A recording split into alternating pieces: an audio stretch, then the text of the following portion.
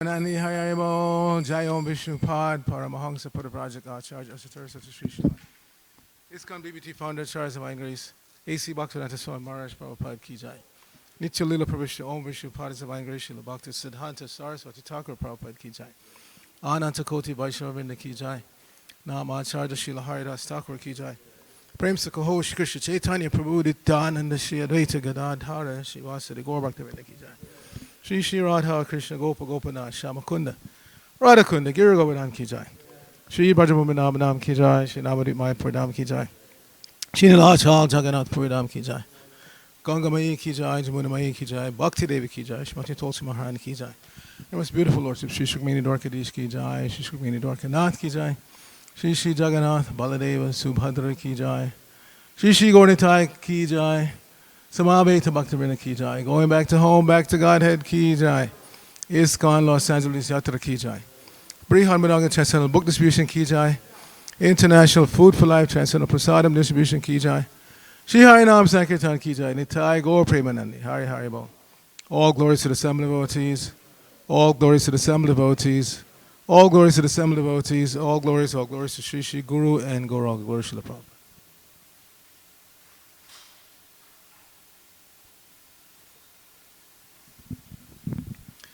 Narayanam Namaskritya Naram Chaiva Narottamam Deving Saraswatim Vyasam Tato Jayamudhirayat.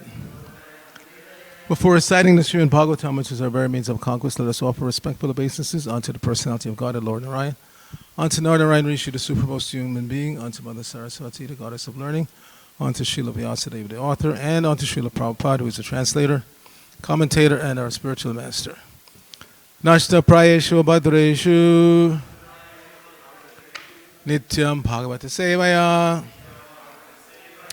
Bhagavati Uttama Shloke Bhaktir Bhavati Naistiki. By regularly attending the Srimad Bhagavatam class and by rendering service unto the pure devotee, all that is troublesome to the heart is almost completely destroyed, and loving devotional service unto the personality of God, at whose worship with transcendental songs becomes established as an irrevocable fact. Om Namo Bhagavate Vasudevaya. Om Namo Bhagavate Vasudevaya. Om Namo Bhagavate Vasudevaya. So we're continuing our reading from the Srimad Bhagavatam. This is the third canto, chapter 1, questions by Vidura, and today's text is 24. Tatas tu ativrajya surashram riddham sovira matsyan kurujangalang cha kalena Tavad Yamunam Upetya Tatrodhavam Bhagavatam Tadarsha Tatastati Vrajashirashramriddam Sovira Matsyan Kurujangalangsha Kalena Tavad Yamunam Upetya Tatrodavang Bhagavatang Dadarsha Tatastati Vraja Shirashram Riddham Sovira Matsyan Kurujangalangsha Kalena Tavad Yamunam Upetya Tatrodavang Bhagavatang Dadarsha Tatastati Vraja Shirashram Riddham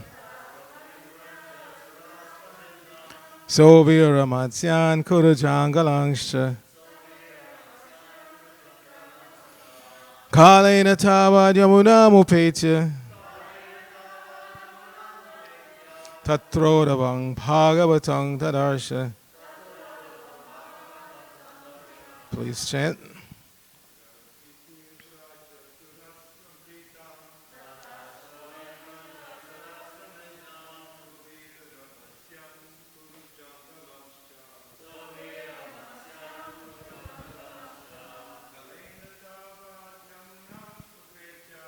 Kalena Tava Yamuna Mupetya Tatrodavam Bhagavatam Dadarsha Tatasvativraja Surashram Riddham Soviramatsyan Kurujangalangsha Kalena Tava Yamuna Mupetya Tatrodavam Bhagavatam Dadarsha.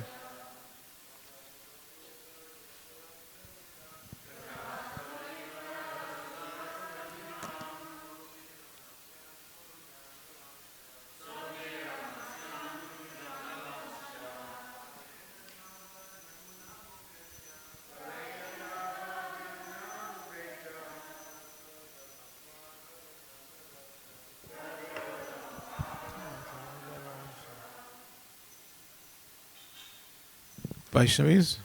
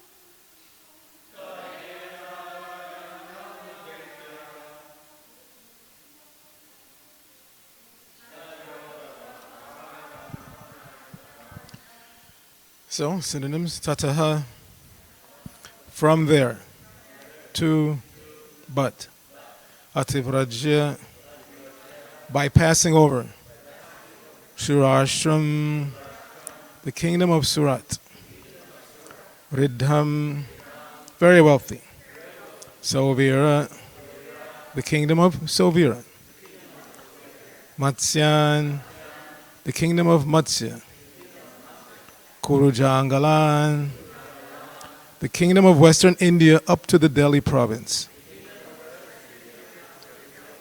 Cha, also. Kalena, in course of time. Tavat, as soon as. Yamunam, bank of the river Jamuna. Upetya, reaching. Tatra, there. Udhavam, Udhava, one of the prominent yadus. Bhagavatam, the great devotee of Lord Krishna. Dadarsha, happened to see. Srila Prabhupada's translation for this verse. Thereafter, he passed through very wealthy provinces like Surat, Sovira, and Matsya, and through western India known as Kurujangala. At last he reached the bank of the Jamuna, where he happened to meet Udhava, the great devotee of Lord Krishna. Please repeat. Thereafter, he passed through very wealthy provinces like Surat, Sovira, and Matsya,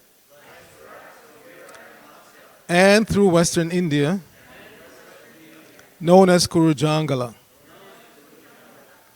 At last he reached the bank of the Jamuna,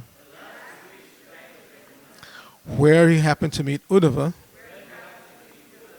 the great devotee of Lord Krishna. Srila Prabhupada's purport. The tract of land comprising about 100 square miles from modern Delhi to the Mathura district in Uttar Pradesh including a portion of the Gurgaon district in Punjab, East India, is considered to be the topmost place of pilgrimage in all of India. This land is sacred because Lord Krishna traveled through it many times. From the very beginning of his appearance, he was at Mathura in the house of his maternal uncle Kamsa, and he was reared by his foster father Maharaj Nanda at Vrindavan.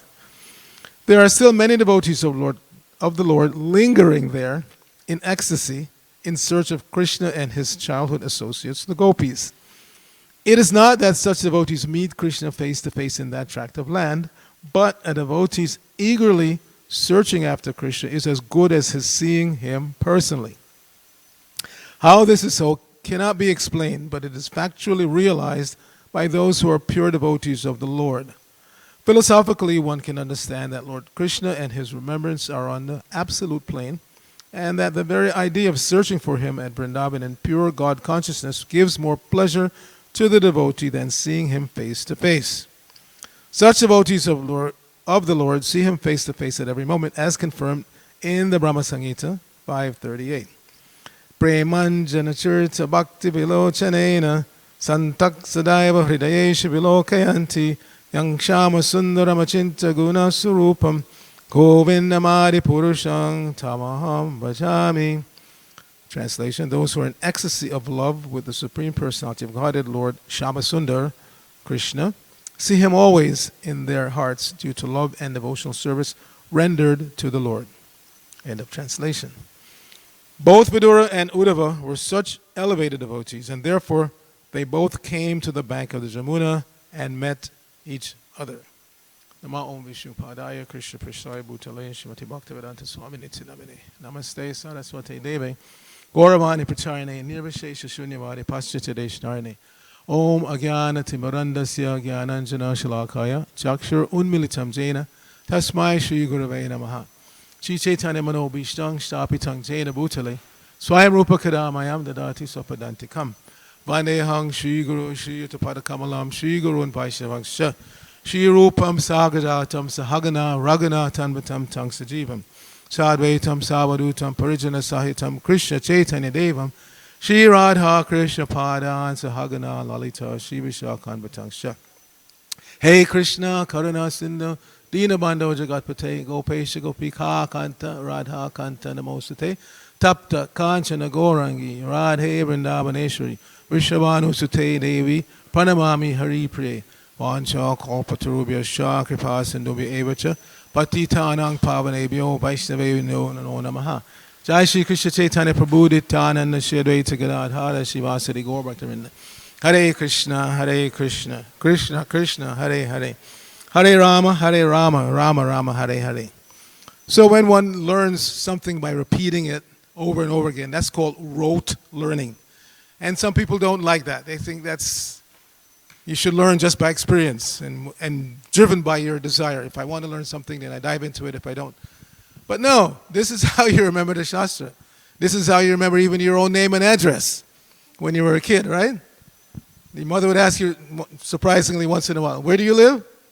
And you'd have to remember, because sometimes you may get lost and somebody may ask you, where do you live? And you don't know. How are they going to reconnect you with your family? And this whole section of the Bhagavatam is very much focused on family. Krishna, representing the Pandavas, was trying to avert this family war, this fratricidal war. It's interesting, I've said, that how in our English language, derived from Latin, we have words for so many kinds of killing. So fratricide means killing your own brother. Matricide means killing your mother. Patricide means killing your father. Insecticide, killing insects. Like that, we have word for so many types of killing. Yet in the Bible, when it says, thou shalt not kill, which obviously means don't kill anything or anyone, they have now reduced it to, don't murder. That's not what the original thing says. It says, thou shalt not kill. And why shouldn't you kill? Because every living entity, down to the tiniest germ that you can't see, has a right to live a natural life and die a natural death. So if you interrupt that cycle between life and death, you're culpable. You should be punished. Just like, imagine, we go out, people go out to the ocean or rivers and cast a big net and dragging all the fish they can. Imagine if there was a race, and there are such personalities in the universe who could do that. They could come to Los Angeles every day and cast a net and just catch up tens of thousands of human beings and take them off, kill them and eat them. There are persons like that in the universe even now. Previously, there were lots of them in earlier ages, like Hiranyaksha. And there were so many flesh-eating demons during the time of Lord Ramachandra. That's why the sages came and asked Maharaja Dasarath to give his two sons, Ram and Lakshman, to go into the forest and kill these Rakshasas, flesh-eating demons. So it's not, some made-up story. So similarly, what we're hearing now is not a made-up story. It's it's the degeneration of family relations. All right? And every one of us, obviously, took birth in a family. We've experienced that. Degeneration, family life. Husband and wife, children and parents, siblings. You have people who have not spoken, brother and sister who have not spoken to each other for decades sometimes. After maybe 30, 40, 50 years, somebody sparks something and they get together again. So this is going on. But it's not meant to happen because ultimately we are all brothers and sisters, all of us. We've said this many times, that no matter how you trace out your genealogy, if you trace it out spiritually, Srila Prabhupada, Bhaktisiddhanta, Gaur Kishore, you come to Lord Brahma eventually.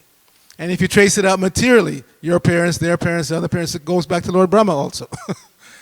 So we're all related, whichever way you look at it. And it's just the material energy that creates this tension between living entities.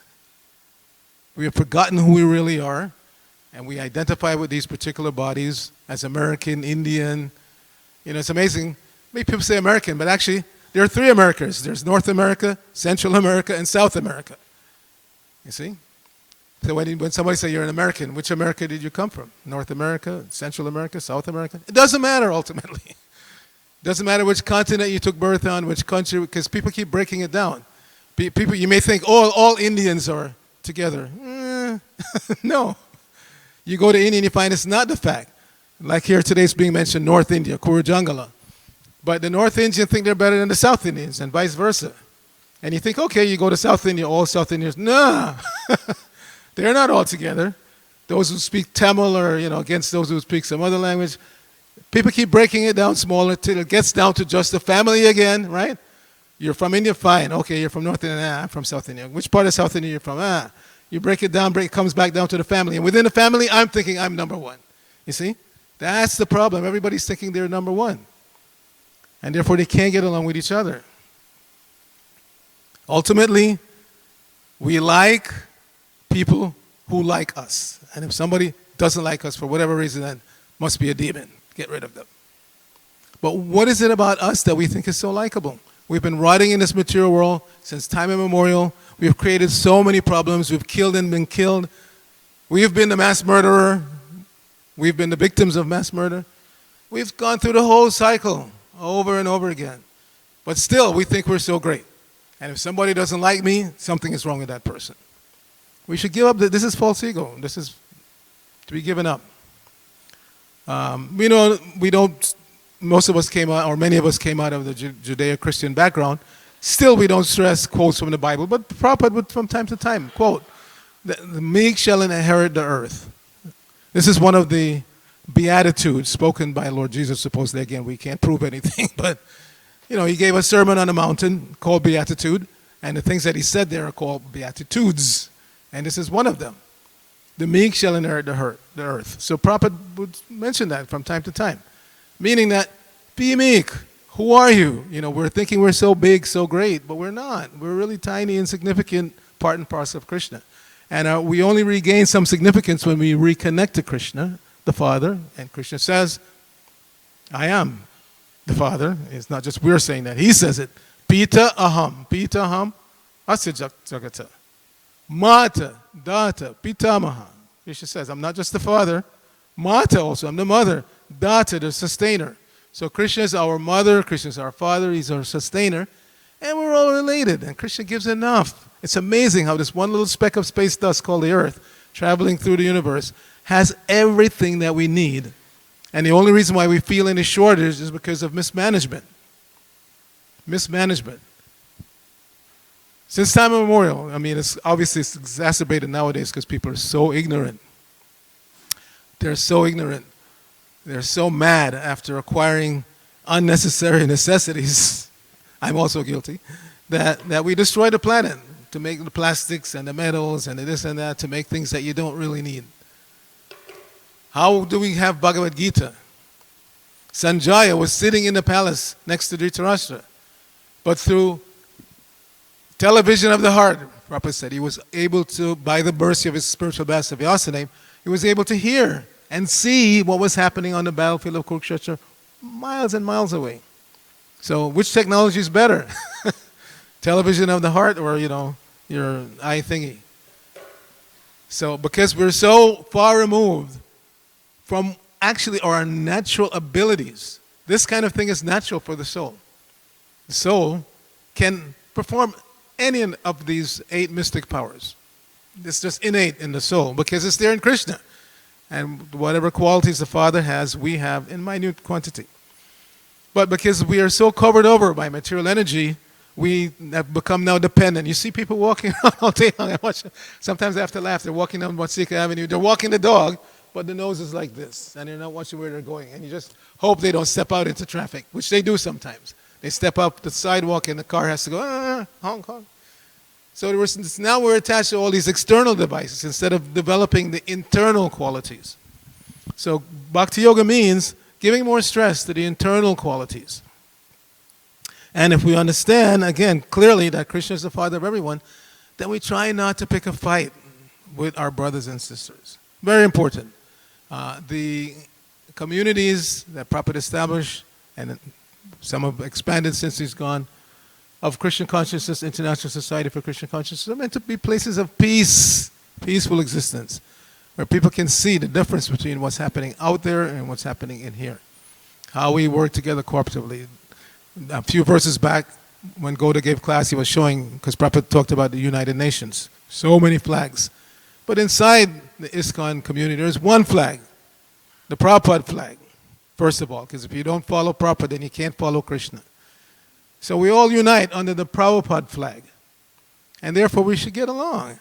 Understanding that, yes, because I've taken to Krishna consciousness, it doesn't mean that all of my anarthas and all of my have gone away. We know that for a fact, looking in our own hearts. So we should also give other people that same space. That even though they're chanting Hare Krishna and trying to do some service, they may still have some rough edges. So if we get affected by those rough edges, we should calm down. Don't blow it up into a Kurukshetra like the Kuru family did. You see? They were so hell-bent on usurping the kingdom, they didn't care that they were related to the Pandavas. They wanted the Pandavas' property, rightful property. And therefore they were willing to kill them. Even since childhood, Duryodhana was trying to kill. So many ways he tried to kill the Pandavas. So we should be very careful not to develop this attacking mentality. More the biblical mentality. The Jesus Christ mentality that Prabhupada referred to. The meek shall inherit the earth. Meek doesn't mean that you let people trample you into the ground. No, that's not what it means. There's that story of Narada Muni's and the cobra. There was a cobra who was terrorizing a village. If you've been to India and you've ever seen a cobra live, I remember the first time I went to India was 76. We arrived in Mayapur for the Mayapur festival. At that time, that long building was just a foundation, and all the brahmacharis were sleeping out there. They would put up some tents and canvases like that for us to sleep under. So we arrived there early evening. I'd say it was about 7:30. And when they assigned us to our spot, there was a big commotion going up there. So we asked what was going on. Oh, we saw a cobra. We just killed it. The place where we were supposed to sleep, there was a cobra there. So in the conversation with some of the local devotees, one devotee told me, he said, at that time in 76, I don't know what it is like now, but he said, if you knew how many cobras are here in Mayapur, you wouldn't come. But normally, they stay hidden. They come out at night looking for rodents. So during the daytime, usually you don't see them. But the biggest of the cobras is called a king cobra. They grow up to about 18 feet long. And when they rear up like that, they're about a third of their body is standing up. So that's about 6 feet. So they can look a grown man in the eye. Very scary. So Narada Muni had such a disciple. This cobra was terrorizing this village like that, raise up, and people would run away. Get too close, he would bite. So Narad Muni came along, met this cobra, and actually made him into a devotee. Gave him the holy name, initiated him, and told him, now that you're a devotee, you can't bite anybody. So Narad Muni went away for some time, came back to see his disciple, the cobra, and he was looking really bedraggled and beat up. And he said, what happened? He said, well, now that the people know that I don't bite anymore, they just take advantage and they beat me. So Narad Muni told him, I told you not to bite, but I didn't say you can't protect yourself. How do you protect yourself? Just do like that. They'll run away. So being meek doesn't mean you can't protect yourself, but don't attack. Don't bite. We're meant to be a big family. Don't make the mistake again that is being made here. Duryodhana was such an evil person. His uncle, Vidura, was such a wonderful person, a devotee of the Lord, but he couldn't appreciate good advice. And that is one of the hallmarks of ignorance. An ignorant person cannot accept good advice. You give them good advice and they get angry. Prabhupada uses the example. He said one day, seeing a person walking along and he sees an ignorant guy up in a tree. Imagine a tree standing like that, and there's a big branch that comes off. So he's sitting on the branch, and he's sawing the branch between himself and the trunk. The trunk is here, he's out on a branch, and he's sawing between. So this saintly person says, don't do that, you'll fall. Leave me alone, who are you? So, okay, the saintly person keeps walking, and he keeps sawing, and he falls down. Then he comes running after the saintly person. Oh, you must be an astrologer, you knew what was going to happen. So first of all, ignorant, and then Prabhupada said, who goes to astrologer? Only ignorant people, because what's going to happen is going to happen. You can't change it by going to an astrologer. Now, of course, in other ages, there were a lot of really astute astrologers who could tell. They would do the jati karma and tell the entire lifetime of somebody, because they were actually good. But nowadays, you have a lot of pseudo-astrologers. They don't know what they're talking about. And an astrologer is actually meant to be a devotee. Astrologers should be devotees because they can see everything connected to Krishna. The mundane astrologers are only telling, oh, you're going to go through such and such period, it's going to be difficult. Oh, you're going to inherit this and that. They don't make any connection to Krishna. So what's the use of such astrology? But, so we should not be ignorant. If we get good advice, we should accept it, no matter where it comes from. This is Chanakya Pandit, Niti Shastra. That if you can get a nice wife, even from a bad family, you accept her. If you can get knowledge from somebody who's not a Brahmana, because normally knowledge is disseminated by Brahmanas, but if you meet a Shudra, so-called Shudra, and they have good knowledge, you accept it. And finally, he said you can accept gold from a filthy place. If you see, a gold ring or a bar of gold sitting in a bunch of stool, you pick it up, wash it off. So intelligence, you have to be intelligent. One needs intelligence to navigate through life. And if one is not natively intelligent, Prabhupada said, then accept advice from somebody who is more intelligent. But in Kali Yuga, it's very difficult for us to do that because everybody thinks that they're smart. This most foolish high school dropout thinks he's so intelligent. Why? Because he figured out how to make a little money by hook or crook. Nowadays, intelligence is judged by how much money you have. See, if I have lots of money in the bank, that must mean that I'm smart. And who are you? You're giving me advice. How much money do you have? So leave me alone. Well, we should not be so foolish. Prabhupada came, he had nothing. 40 rupees, which was like nothing. But we all take advice from him because he's getting advice from a perfect person who got advice from another perfect person, all going all the way back to Krishna. So it's mentioned in today's verse about Krishna's, why that tract of land that was mentioned, including Kurajangala and up to Mathura, why it's so sacred. Why isn't all land sacred? We know that Krishna is in every atom, so why isn't every land sacred? If Krishna is in every atom. The Prabhupada points out, this particular tract, he performed so many pastimes. He traversed that particular part of this earth planet many times. So we know he appeared in Mathura. How many of you have been there? It's called Krishna Janma Bhumi or Krishna Janmastan. How many of you have been there? To the prison house of Kamsa where Krishna appeared. So yeah, it's definitely a place of pilgrimage. If one gets a chance, one should go there. And it's interesting that Krishna appeared in Mathura in Kamsa's prison house, and he came back to Mathura to kill Kamsa. On Sunday, I was helping Arcita Prabhu to make a film of the Janmashtami play, Krishna's appearance and all that. So we were filming the scene where Kamsa comes back to his palace and he's complaining to his wife that he's having nightmares, he's seeing holes in his shadow, somebody gives him poison in his dream and he actually drinks it and he's very much afraid, like that. And then somebody comes and tells him that Krishna and Balaram have arrived in Mathura. And he says, yes, I sent their uncle to get them and bring them here to Mathura. Then he looks out the window and he sees Krishna and Balaram being attacked by the elephant whose name is Kuvalayapita. And he's thinking, I got him. But then he watches in horror when they kill the giant elephant. And he's saying, how is this possible? These two country boys, these two boys from coward boys, how can they kill such a giant elephant? So now he's getting really worried.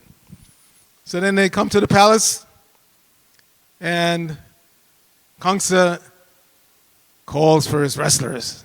And the names of the wrestlers? No, Shimadava Mahotsav and Shamurari. They really played the part well. So Chanur and Mushtika come. Anyway, you'll see the movie when it's finished. So the point is, Krishna performed a lot of pastimes in that area, from Mathura, including Vrindavan. And Prabhupada mentions how, even to this day, there are so many persons lingering in Vrindavan, hoping to see Krishna and Krishna's friends, the gopis. So Prabhupada stressed this over and over again, that the devotees don't claim that they're seeing Krishna. If you go to Vrindavan and somebody is very happy to tell you that they saw Krishna last night in some bush, those who are actually devotees, they're always, hey Radhe Brajadevike Chalalite, hey Nanda Shuna Kutaho. They're always asking, where are you, Krishna? Where are you, Radha? I'm trying to see you and I haven't seen you. This is the mood of the Goswamis. So we should go to Vrindavan in that mood, that we want to humbly perform some service. We want to hear about Krishna's pastimes in Vrindavan or wherever they've occurred, because he also had pastimes in Dwarka and other places. Any pastime of Krishna we want to hear.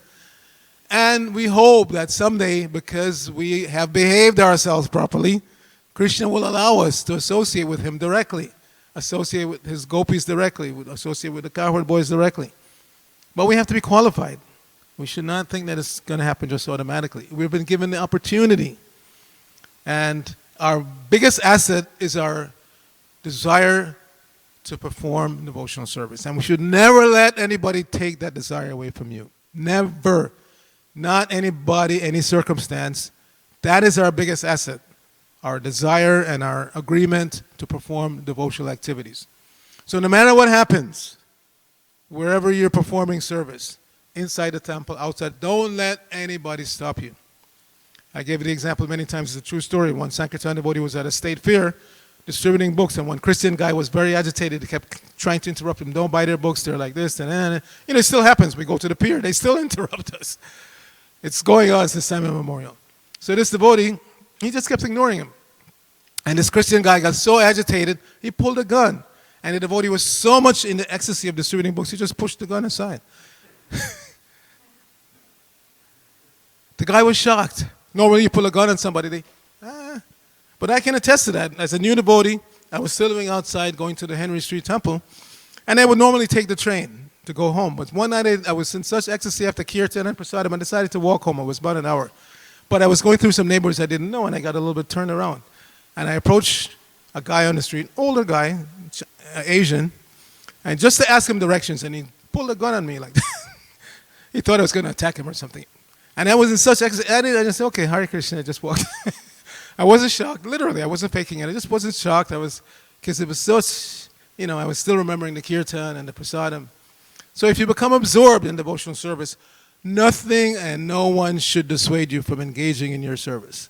Don't let so-called politics, it doesn't matter. We're here for a short period of time. We can leave at any time. Look at Surji. He was such a battler. So many illnesses that he went through and fought through, and But he went into the hospital on Thursday. I came back from San Antonio on the 23rd, Tuesday, so 25th. Thursday, he went into the hospital. And 2nd of December, gone. So, like that. We can go at any time. So while we're here, as a community, we were meant to work together, serve together for the pleasure of Guru and Krishna. And don't let little things, Bhakti Tirtha Maharaj gave a class once. I was there in Atlanta.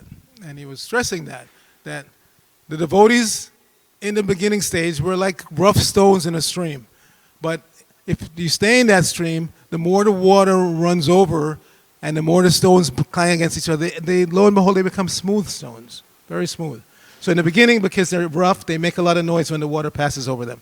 But as time goes by and they become smoother and smoother, you don't hear any noise. The water just...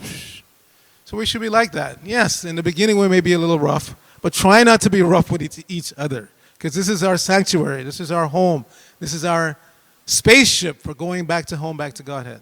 And we should all sit tight in the ship, as Prabhupada himself used that analogy, not of a spaceship, but of a regular ship. Because the devotees were complaining about each other to Prabhupada. And Prabhupada said, being in ISKCON is like being on a ship going from London to New York. While you're on the ship, you don't have business with this passenger or that passenger. Just stay on the ship and you will arrive at your destination. People may fight, quarrel, even family members fight, quarrel, but stay on the ship. Don't jump over. Don't jump off the boat. Stay on the boat and you will get to your destination. Grantara Srimad Bhagavatam ki jai, Srila Prabhupada ki jai, Gaur Bhakta Vrinda ki jai. Hare Krishna.